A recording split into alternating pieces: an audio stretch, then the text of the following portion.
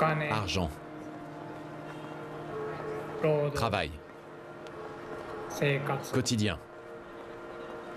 Persévérance. Triste. Esclave. Père. Touchant.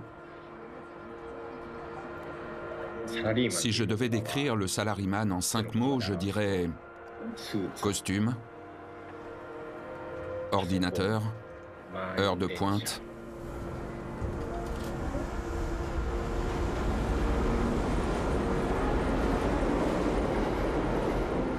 bar et alcool.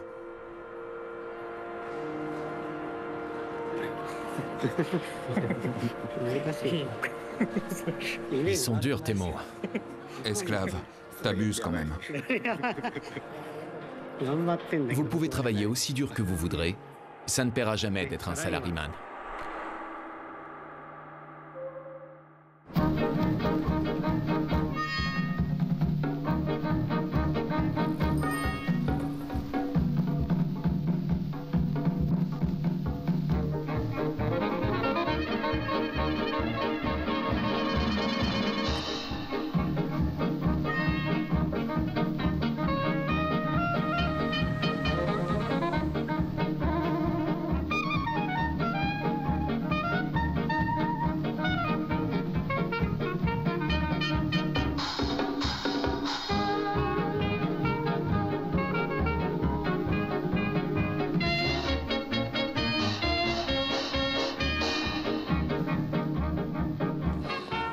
Il me faut environ 1 heure pour faire le trajet de mon domicile au bureau. Tous les salarymen sont prisonniers du temps. Le salaryman, c'est celui qui accepte l'emploi subalterne qu'on veut bien lui accorder dans une entreprise. C'est une personne prête à faire des sacrifices pour pouvoir être à l'abri financièrement. Mais même si le salaryman accepte cette existence, où il y a beaucoup de restrictions et de contraintes, il a aussi des rêves.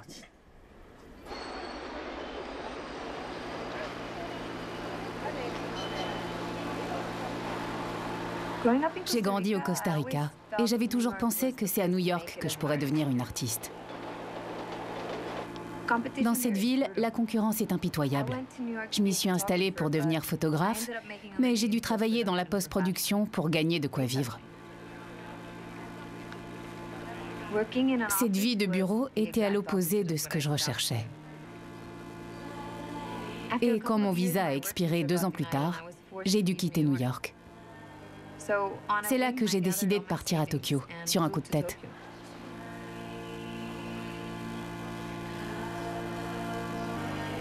Je passais mes journées à explorer la ville.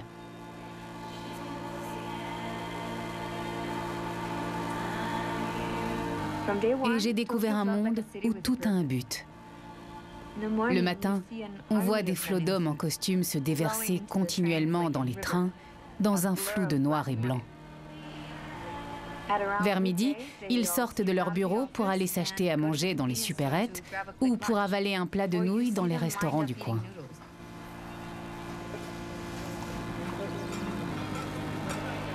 Et vers 18 h, la marée reflue. Les rues sont inondées de travailleurs qui vont prendre des trains ou des taxis.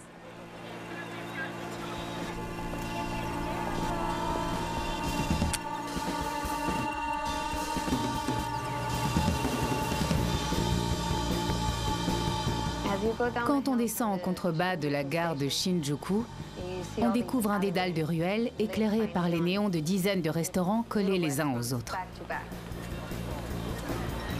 Et il y a toutes ces odeurs, la bière, le tabac, les ramen. C'est étourdissant.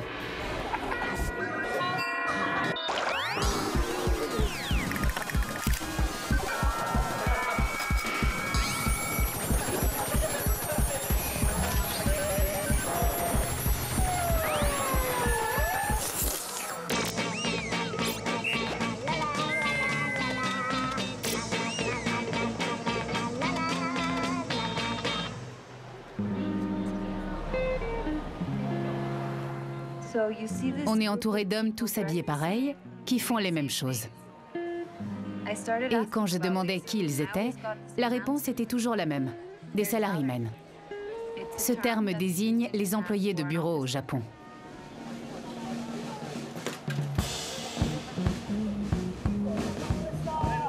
Du bétail d'entreprise. C'est comme ça que je vois les salarymen.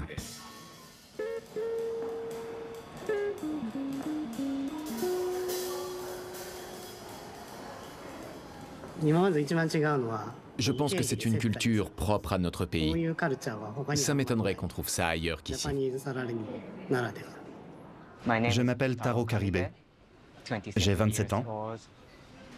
Quand j'ai obtenu mon diplôme universitaire, j'ai commencé à travailler dans une banque commerciale.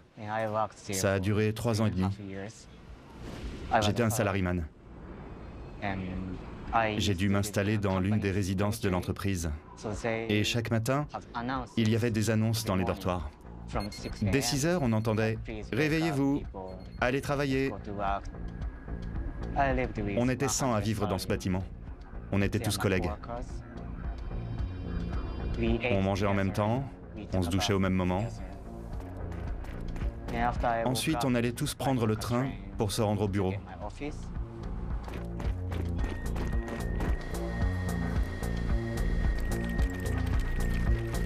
Mais une fois la journée terminée, c'était très rare que je rentre avant 22 heures.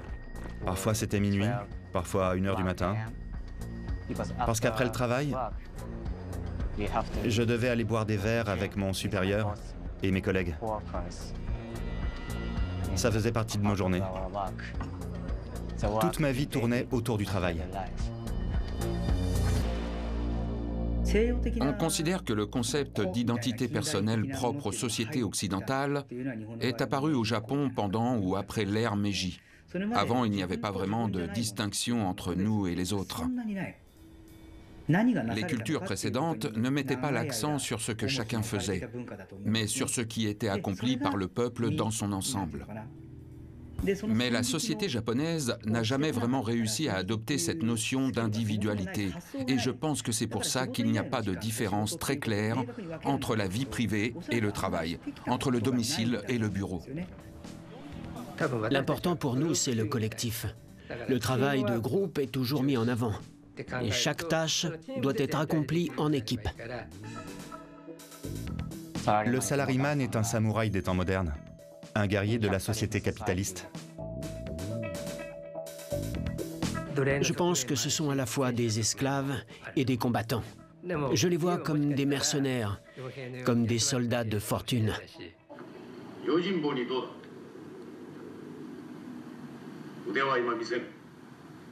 Mais ce sont uniquement des guerriers au sein de leur entreprise. En dehors du travail, ce sont des hommes comme les autres. Après quelques heures, les izakayas se vident soudainement. Le dernier train quitte Shinjuku à minuit. Et ceux qui le ratent ne peuvent pas rentrer chez eux.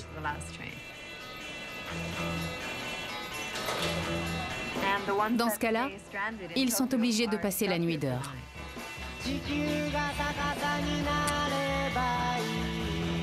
On connaît tous ce cliché selon lequel les Japonais sont très polis, très attentifs à ce qu'il y a autour d'eux, très respectueux.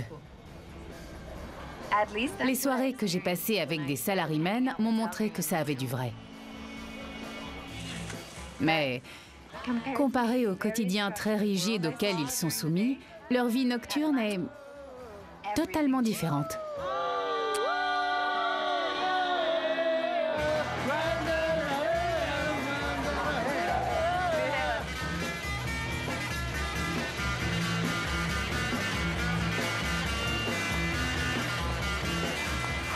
Je suis un salaryman depuis 22 ans maintenant. Et ça fait 22 ans que je travaille pour le même employeur. Je suis ingénieur informaticien. Si on compte l'ensemble des bureaux au Japon, on est environ 8000 à travailler pour cette société, ce qui en fait une très grande entreprise à l'échelle nationale. Je suis l'un des salariés les plus âgés de la boîte et j'ai le statut de cadre maintenant. Je dois gérer une assez grosse équipe. Donc je suis le méchant chef. Mais quand la journée est finie, je redeviens un salariman complètement abruti et déluré, celui que vous avez devant vous.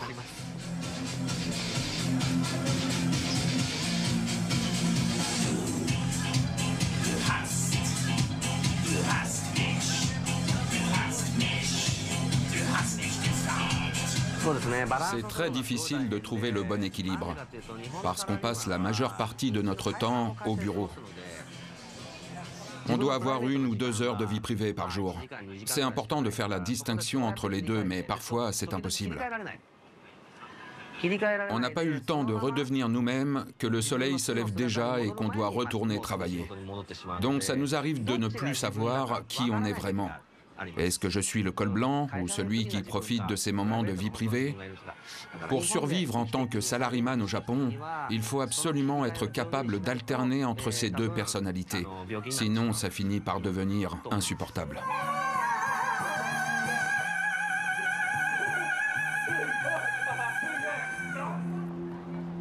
L'une de mes premières soirées avec eux a fini très tard. En rentrant chez moi, j'ai vu l'un de ces hommes en train de dormir par terre, sur le trottoir.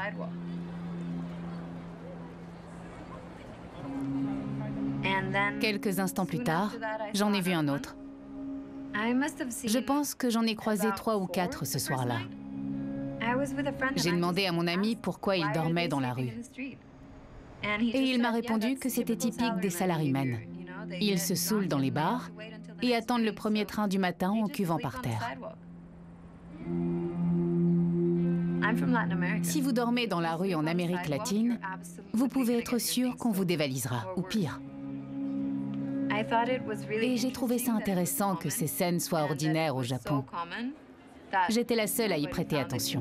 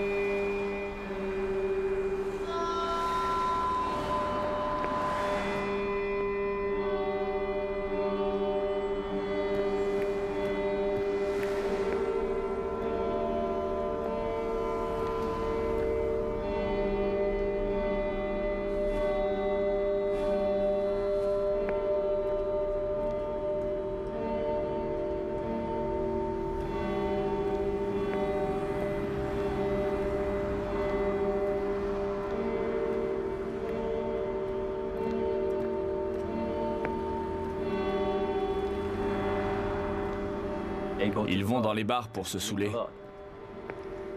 On pourrait penser que ça leur permet de décompresser. Mais l'une des principales raisons pour lesquelles ils sont aussi angoissés, c'est justement parce qu'ils boivent beaucoup trop le soir.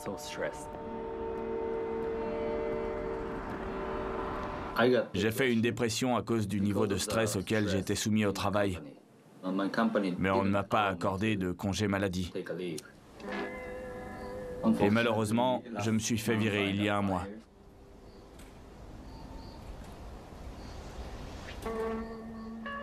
Ça, c'est une photo des médicaments que je prends. Je suis un traitement pour essayer de sortir de la dépression provoquée par mon burn-out. Je dois avaler 3 cachets par jour. 1 contre l'anxiété, 1 pour me rendre plus positif et 1 pour m'aider à dormir.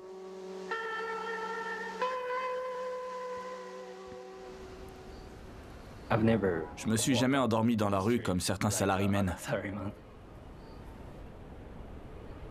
Mais je pense que si j'avais continué à travailler pour cette boîte, j'aurais fini par devenir comme eux.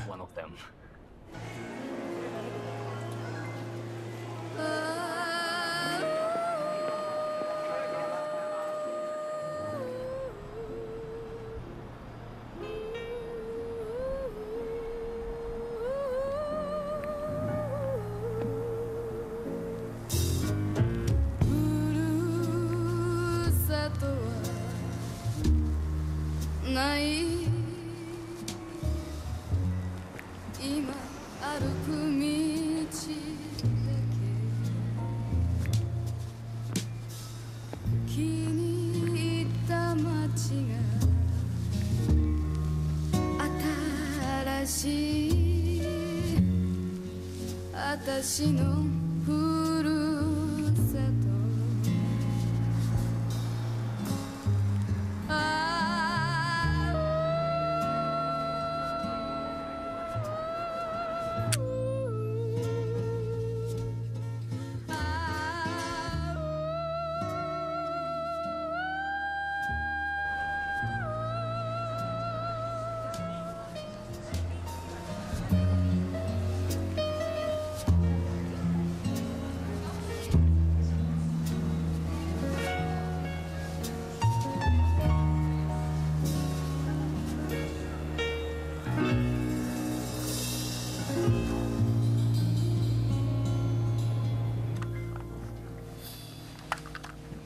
Je m'appelle Ray.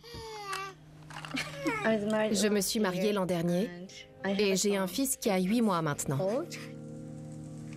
Il va à la crèche, donc on se réveille vers 6h30 le matin. Ensuite, je lui donne son petit déjeuner. Je fais le trajet à pied jusqu'à la crèche. Et je me rends au bureau. Je commence à travailler à 8h45 et je termine à 16h30.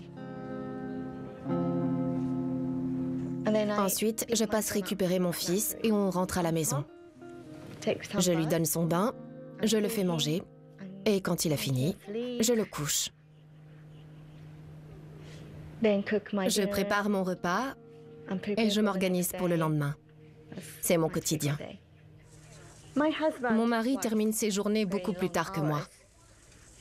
C'est très rare qu'il rentre suffisamment tôt pour qu'on dîne ensemble. Il y a des journées où je ne le vois pas du tout, parce que je suis déjà couchée quand il rentre à la maison et il se lève plus tôt que moi. Vous le voyez combien de fois par semaine, en général? Combien de fois?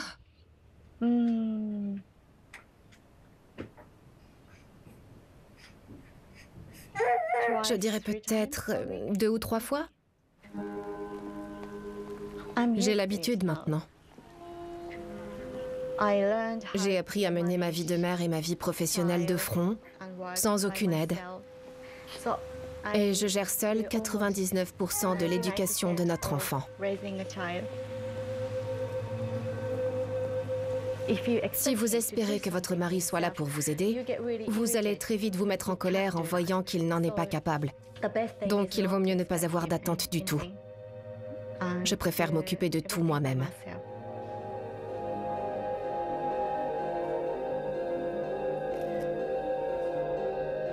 Vous lui avez déjà demandé de travailler moins dur? Oui, de manière détournée. Mais il est totalement dévoué à son entreprise, donc il ne comprend pas. Au final, c'est plutôt moi qui essaie de le comprendre. At 6:30 in the morning, Hiroshi Ishikawa has time for a quick breakfast with his wife and 3 children before setting out for the office. In this middle-class home, they watch one of Japan's 9 channels of breakfast television and catch up with the news in the morning. Dans les années 70 et 80, on disait souvent « Le Japon, c'est 100 millions de citoyens de classe moyenne ». À cette époque, les entreprises japonaises offraient presque toujours des contrats à durée indéterminée. Donc les salariés travaillaient dur par gratitude envers leur employeur. Ils s'impliquaient et ils donnaient le meilleur d'eux-mêmes. Ma génération a vécu de très belles années. On avait confiance dans l'avenir parce que l'économie japonaise était en pleine croissance à ce moment-là.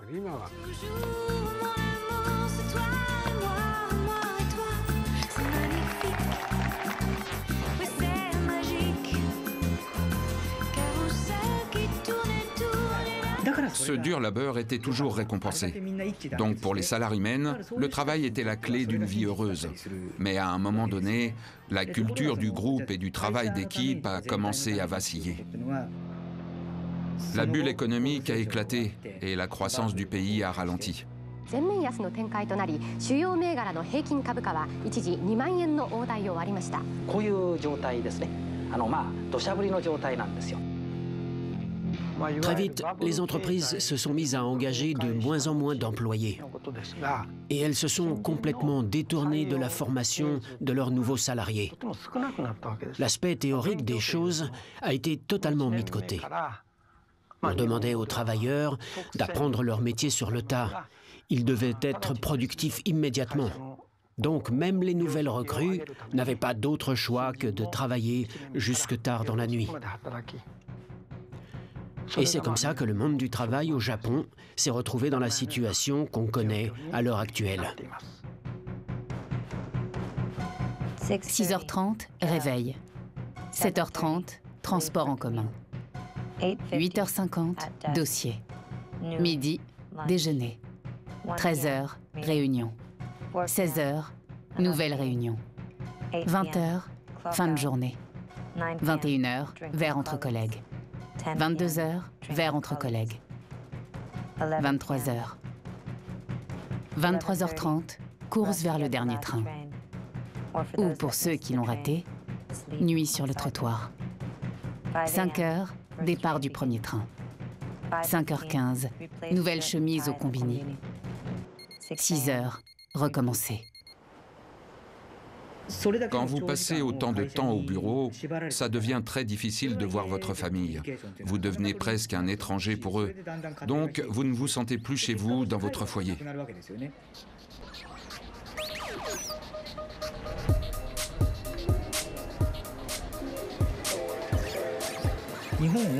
Les Japonais ont un sentiment de sécurité qui est de très loin largement supérieur à celui des citoyens des autres pays.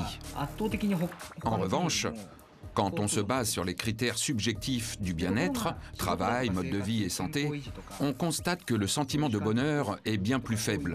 Énormément de Japonais ne sont pas heureux. Et le nombre de salarymen dormant dans la rue le montre très clairement. Ils ne resteraient pas aussi longtemps dans les bars s'ils avaient une vie de famille épanouie. Le fait qu'ils ne rentrent pas chez eux après avoir décompressé autour d'un verre indique qu'ils sont mal à l'aise dans leur foyer et ça engendre un cercle vicieux.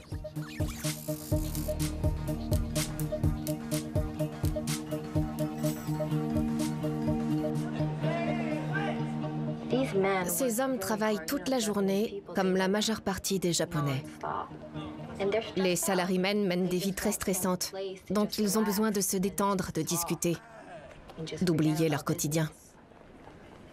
Ils ont besoin d'être réconfortés. Donc ils nous paient pour qu'on discute. Dans notre culture, les hommes sont très timides. Donc ils sont prêts à dépenser leur argent pour bavarder avec des femmes. Comme ça, ils peuvent profiter de quelques verres avec une jolie fille. On est des poupées, tout simplement. C'est un business. Mon métier, c'est de leur offrir ce qu'ils veulent. Et ce qu'ils veulent, c'est se sentir important. Je suis là pour qu'ils vivent leurs rêves, pour assouvir un fantasme.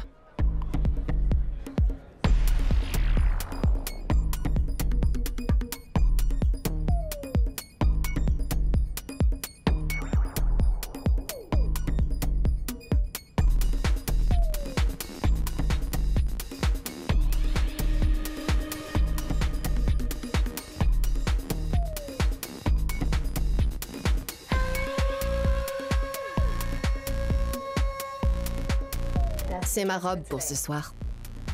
Magnifique. Elle vient d'où? Fashion Nova, baby.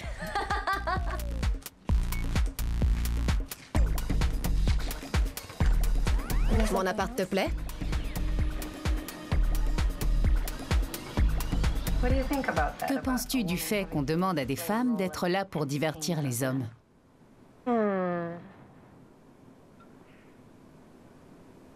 Ça ne me plaît pas. J'ai le sentiment que beaucoup d'hommes japonais nous voient comme des êtres inférieurs. On doit s'écarter, se mettre en retrait. On ne compte pas. Mon entreprise a des bureaux dans les 47 départements qui existent au Japon. Je suis assistante de l'équipe commerciale. Ce sont mes supérieurs qui me donnent la majeure partie des tâches que je dois effectuer pendant la journée. Mais en dehors de ça, j'ai pas vraiment de contact direct avec eux. Ils se contentent de me dire ce que je dois faire et ça s'arrête là. Donc ça donne le sentiment que la culture du management vertical est encore bien ancrée dans les entreprises japonaises. Je suis souvent fatiguée quand je sors du bureau, donc en général, je rentre directement chez moi. Mais quand mon chef me propose d'aller boire un verre après le travail, j'ose rarement lui dire non.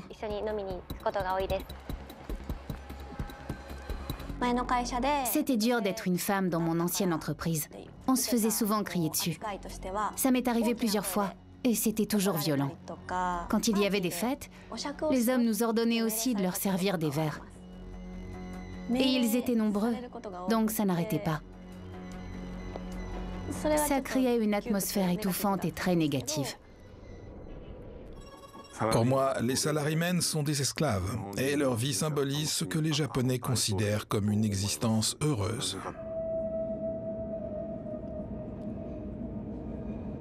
Ça peut être utile que les jeunes débutent leur vie professionnelle en travaillant comme des esclaves.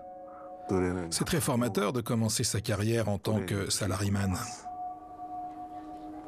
Je dis toujours à mon fils, travaille dur à l'école. Comme ça, tu feras de bonnes études et tu décrocheras un poste dans une grande entreprise. Après, tu pourras faire ce que tu veux. Je fais des études de commerce spécialisées dans les stratégies de gestion. Mon rêve, c'est de travailler dans un aéroport pour aider les voyageurs dans leurs déplacements. Moi, je rêve de travailler pour une compagnie aérienne plus tard. On commence notre recherche d'emploi pendant notre dernière année d'études. L'objectif, c'est de trouver la meilleure entreprise pour bien commencer sa carrière. On doit remplir une fiche candidat par employeur. Et si on passe la première sélection, on est convoqué pour un entretien. Ça représente des semaines entières de nuits blanches. Quand j'ai pris le train hier, j'ai appris qu'il y avait eu un suicide à la gare de Shinjuku. J'ai entendu dire que c'était une fille d'une vingtaine d'années et qu'elle était justement en train d'enchaîner les candidatures pour essayer de trouver un poste dans une entreprise.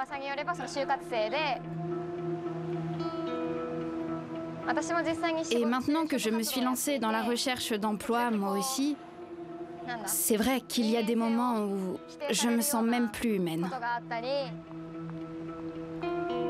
Ce concept de travail acharné et de persévérance est typique de la culture japonaise. C'est Ganbaru, non? C'est ça, exactement. Ça veut dire quoi, Ganbaru? Lance-toi. Ou persévère. Persévère.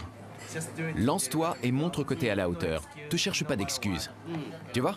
Ouais. Vas-y, donne tout ce que t'as. C'est vraiment cette idée typiquement japonaise selon laquelle il y a un grand mérite à se surmener. C'est beau de se tuer au travail et de passer toute sa journée au bureau quand on est salarié. C'est admirable. Oui, ça c'est un peu le sens caché du mot ganbaru. La structure sociale du pays empêche les individus de se faire entendre. 40% de la main-d'œuvre est obligée de travailler dans un environnement toxique, comme les entreprises, où certains employés sont maltraités. Je lui montre la vidéo qu'on a reçue la dernière fois. Il l'a d'abord frappé avec cette batte en métal. Là, il lui dit de s'agenouiller et il place une balle sur sa tête.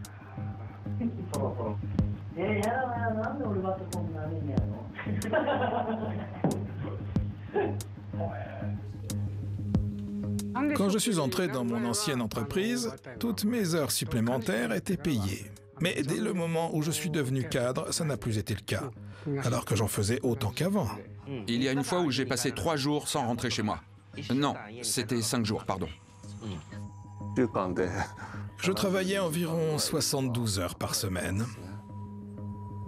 Mais parfois, je faisais 100 heures par semaine. Les entreprises ne sont pas censées demander aux salariés de travailler plus de 8 heures par jour et si elles le font, elles doivent leur verser une compensation. Mais la réalité, c'est qu'elles sont très rarement sanctionnées. Donc beaucoup d'entre elles obligent leurs employés à rester plus de 8 heures par jour au bureau. Et ce temps supplémentaire n'est absolument pas payé. Ça leur coûterait très cher si elles le faisaient. Donc, elles préfèrent fonctionner sur un mode qui ne leur coûte rien. Et on se retrouve dans une situation où la majorité des grosses entreprises japonaises forcent leurs salariés à se tuer à la tâche, littéralement.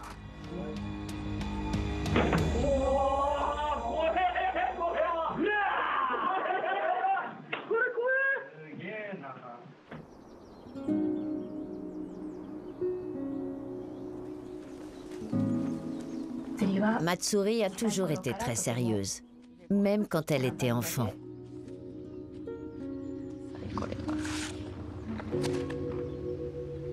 Elle avait fait cette carte de visite pour que les gens sachent qu'elle venait d'avoir 8 ans.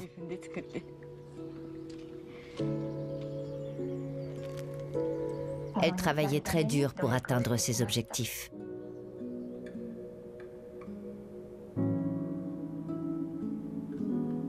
Quand elle a obtenu son diplôme universitaire, elle a commencé à travailler pour la plus grande agence publicitaire du Japon. Mais 9 mois après être entrée dans cette entreprise, elle a décidé de mettre fin à ses jours. Le 25 décembre, j'ai reçu un message de ma fille. C'était en tout début de matinée.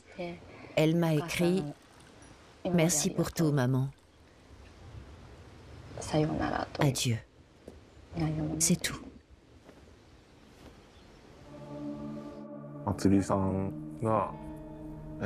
Quand Matsuri s'est suicidée, je travaillais encore pour Dentsu. On ne se connaissait pas, mais je sais qu'on avait plusieurs amis en commun au sein de la boîte.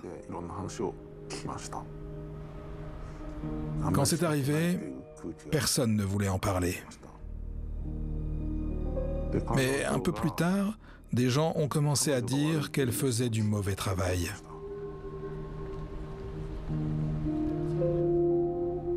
Et ça m'a donné le sentiment que pour l'entreprise, la productivité était plus importante que la vie de ses employés. Enfin, c'est un peu extrême quand même. J'en ai peut-être un peu trop dit là. Ils m'ont montré un relevé de toutes ces heures de travail, mais je sais qu'ils l'ont trafiqué. Le décès de Matsuri est dû uniquement à ce qu'on appelle le karoshi. C'est tout. Le terme karoshi désigne la conséquence fatale que peuvent avoir les longues périodes de travail intensif et de stress psychophysiologique, parce qu'elles ont tendance à provoquer des maladies cardiaques ou cérébrales, ainsi que des troubles mentaux qui conduisent au décès foudroyant ou au suicide de la personne qui en souffre.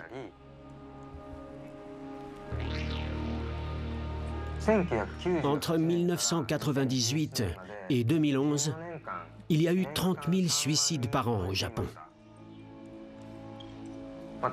Je pense qu'à l'heure actuelle, le pays est victime d'une véritable épidémie de stress et de burn-out.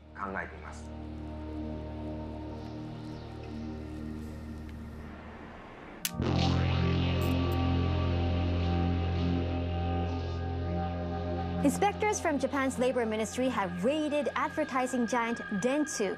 They suspect the company broke the law by forcing employees to work excessive hours. The investigation began last month after 24-year-old Matsuri Takahashi killed herself due to overwork. 新入社員の過重労働を阻止できなかったことは残機に耐えません。このような時代を招いてしまったことにつきまして、経営を預かる者として重く厳粛に受け止めております。 Tous les matins, je regarde la photo de Matsuri quand je me réveille. Et je me demande toujours Pourquoi elle a eu ce geste? Pourquoi je n'ai rien vu? Pourquoi était-ce pour elle la seule issue?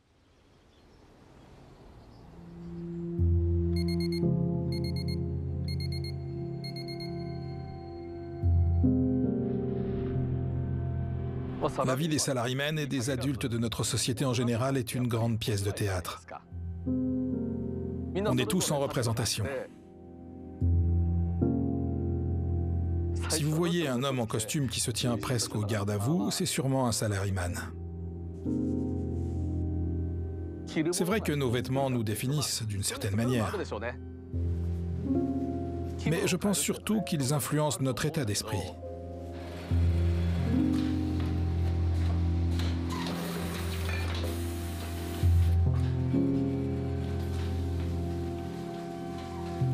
On a tous un rôle dans la vie, et devenir adulte, ça veut dire jouer ce rôle de manière convaincante.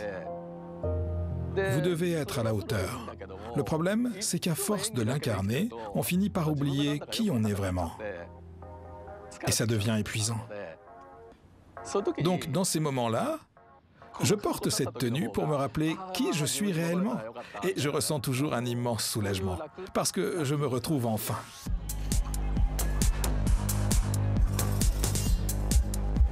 Je m'appelle Hideaki Kobayashi et j'ai 53 ans.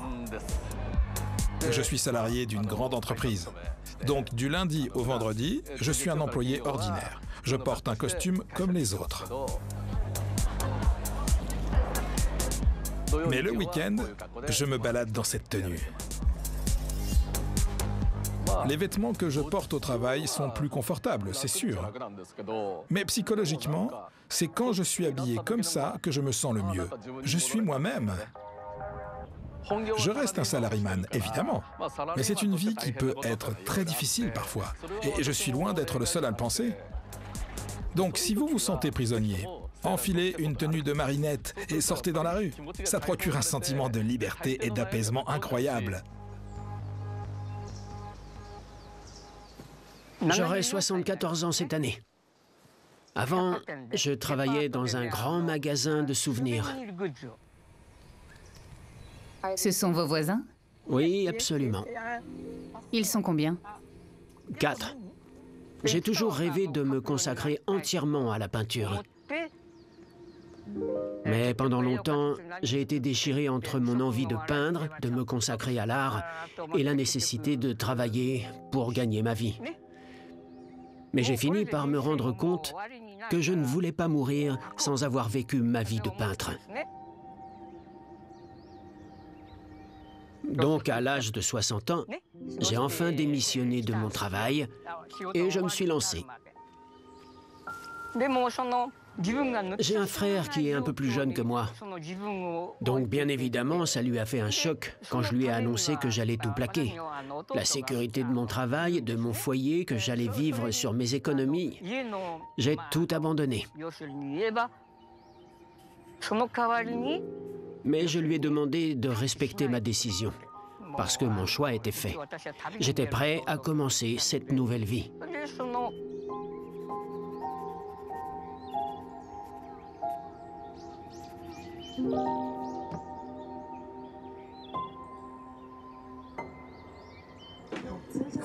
Il y a un conflit entre l'art et les impératifs de la vie.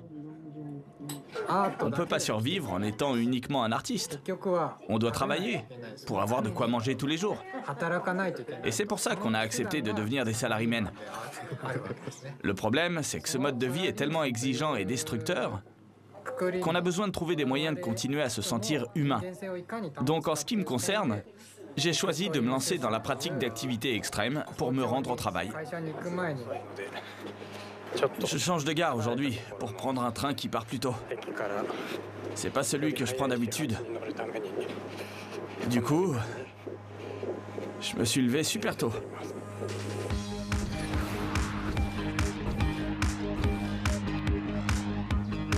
Il y a une compétition pour déterminer qui fera l'activité la plus extrême entre le moment où on se réveille et l'heure à laquelle on doit être arrivé au bureau pour commencer notre journée de travail.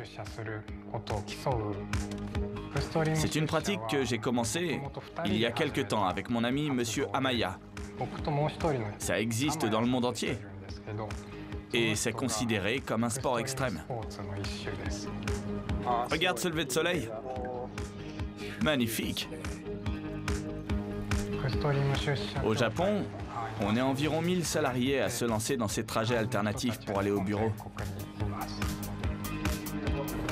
Faire le tour de Tokyo avec la ligne Yamanote est un bon moyen de commencer cette activité.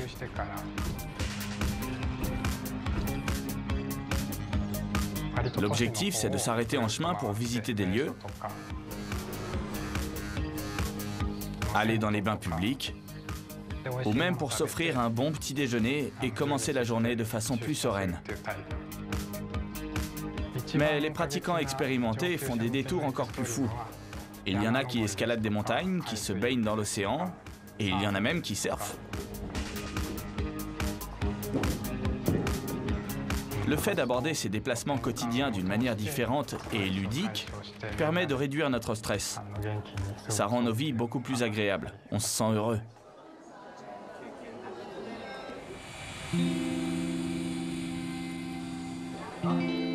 Je travaille à l'aéroport de Narita. Je suis personnel au sol, donc j'aide les voyageurs à s'enregistrer et à embarquer.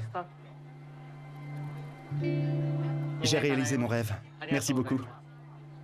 Et tu te sens comment maintenant que tu as atteint ton objectif? Au début, j'étais ravi, mais j'ai vite compris qu'on n'est pas uniquement là pour accompagner les voyageurs.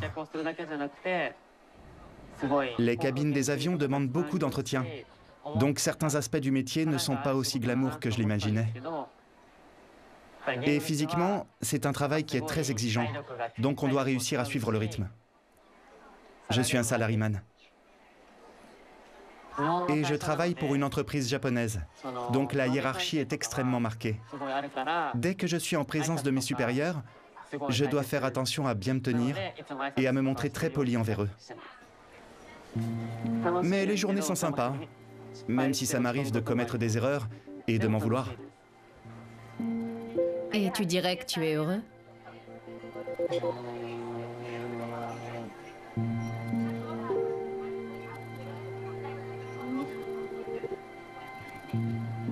Heureux? Je sais pas trop. Ça reste une vie de salariman. J'aurais bien aimé que mes études ne s'arrêtent jamais, mais bon. Je vais faire de mon mieux. Ça m'a pris 2 ans pour trouver du travail.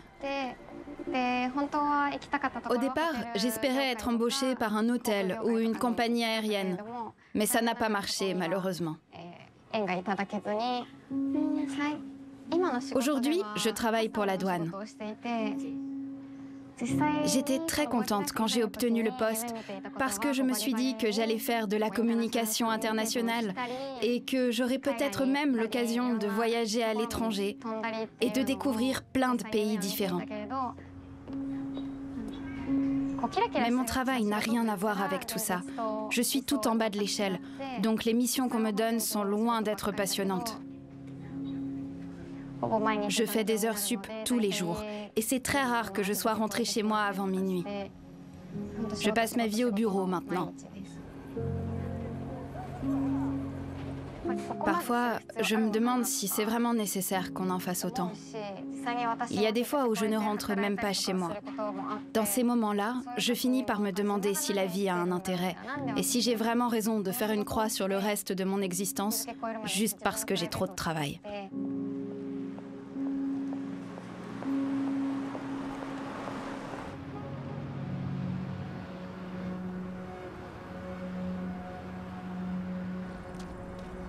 Est-ce que je suis heureux? Honnêtement, je dirais que c'est du 50-50. Si j'en avais la possibilité, je pense que je sortirais de ma condition de salariman. Mais je dois aussi reconnaître qu'aujourd'hui, je supporte beaucoup mieux ce mode de vie. J'arrive à gérer. L'être humain n'est pas fait pour se consacrer uniquement à son travail. Au contraire, il faut varier ses activités pour se sentir libre. Aujourd'hui, la nouvelle génération a conscience que le pays a un véritable problème. Mais les jeunes doivent absolument apprendre à penser par eux-mêmes s'ils veulent faire bouger les choses. Tant que la mentalité générale n'aura pas changé, notre société ne pourra pas évoluer. Pour être un bon salariman, il faut oublier ses rêves et sa personnalité. Il faut oublier qui on est. Après, c'est pas toujours écrasant. Ça dépend des gens. Je sais que certaines personnes n'ont aucun problème avec ce mode de vie. Mais pour la plupart, c'est difficile et très éprouvant. Seul l'art et l'éducation ont le pouvoir de faire disparaître cette mentalité. C'est le meilleur moyen de comprendre que ne pas penser par soi-même ne fait pas de vous un adulte.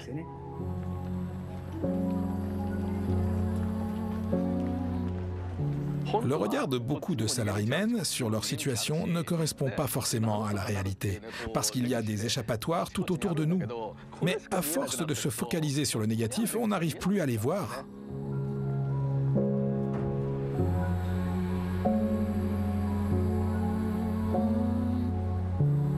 Je ne pense pas que le fait d'être un salariman est mauvais en soi. L'important, c'est de trouver l'équilibre entre son travail et sa vie privée. Parce que ça n'a pas de sens de se consacrer entièrement à son métier. Quand je vois la situation actuelle, que ce soit au Japon ou dans le reste du monde, je me dis que le pire reste encore à venir. J'ai l'impression que les jeunes ne rêvent plus. Et c'est compréhensible, parce qu'ils ont de moins en moins de perspectives d'avenir. Mais j'espère qu'ils ne renonceront pas. Pour l'instant, seul le Japon détient un nombre aussi élevé de décès dus au burn-out. Mais ce fléau ne devrait pas tarder à se répandre dans d'autres pays. Nos sociétés doivent prendre conscience de cette menace. Et c'est notamment pour ça que j'ai accepté de vous répondre aujourd'hui.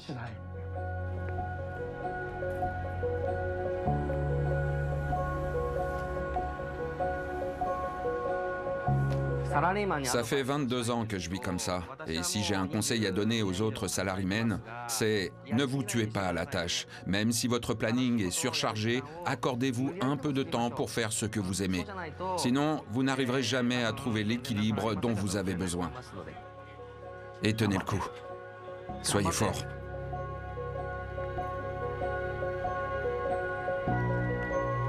On a l'impression qu'ils sont épuisés quand on les voit dormir sur le trottoir, mais c'est temporaire en réalité.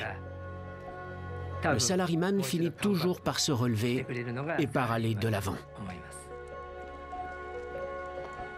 Un peu comme Batman dans son combat contre le mal. C'est un héros très tourmenté. Il est aux prises avec ses doutes et ses peurs. Il doit affronter des épreuves et surmonter des obstacles. Mais ça reste un héros.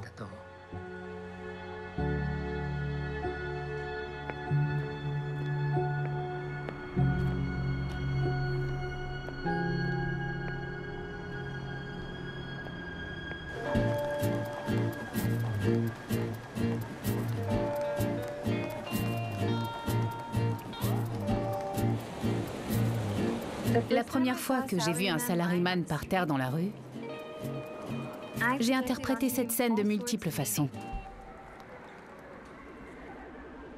On doit tous trouver des moyens de subvenir à nos besoins et à ceux de nos familles. Mais Tokyo m'a montré les conséquences d'une vie consacrée uniquement au travail. Ça détruit les corps et les âmes. À New York, je n'avais même pas le temps de me demander pourquoi je me sentais vide. Ce n'est qu'en arrivant au Japon que j'ai commencé à comprendre. On est tous des salarymen d'une manière ou d'une autre. C'est indéniable. Mais quand tout s'obscurcit, quand je ne sais plus vraiment qui je suis, je me remémore les mots d'Hideaki. Il y a des échappatoires tout autour de nous.